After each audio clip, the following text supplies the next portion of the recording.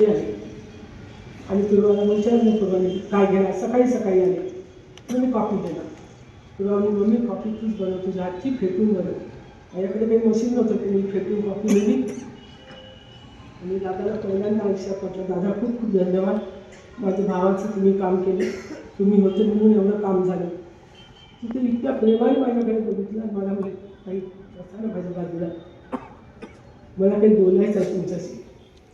मी मनात म्हटलं, कुछ शिकवे मुझे भी है, कुछ गिले मुझे भी है और कुछ नाराजी अभी भी है, असं मला म्हणते मी. आणि ते म्हणते माझ्याकडनं मागून चुकलं, तुमच्या भावाबद्दल चूक सुधारण्याचा प्रयत्न केला पण नंतर यश आलं नाही. त्यामुळे हे काम केलं, हे काही तुम्हाला उपकार नाही केलं, मी माझ्या समाधानासाठी केलं. मी पहिल्यांदा दादासोबत इतकी शांतपणे बसली, बोलली आणि ती माझी शेवटची भेट होती.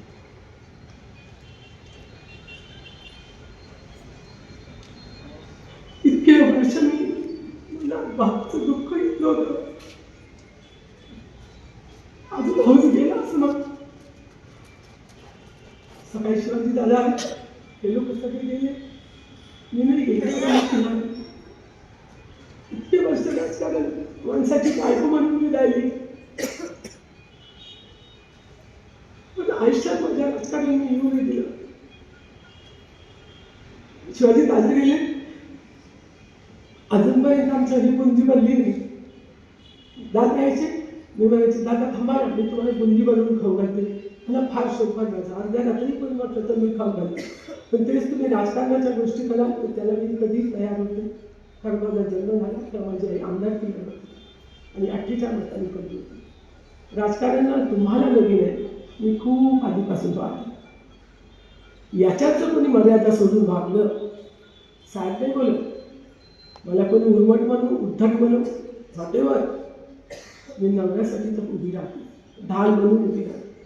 आणि प्रत्येक बाईने असायला पाहिजे, भले तो नवरा सक्सेसफुल असो आणि सक्सेसफुल असो, नवऱ्याची जागा कोणीही घेऊ शकत नाही.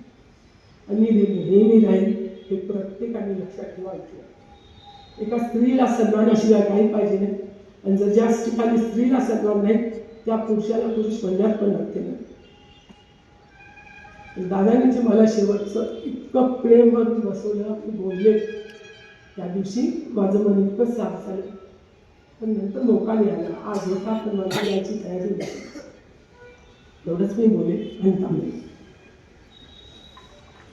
या ठिकाणी आपल्या महाराष्ट्र राज्याचे लाडके उपमुख्यमंत्री नामदार अजितदादा पवार साहेब काल विमान दुर्घटनेमध्ये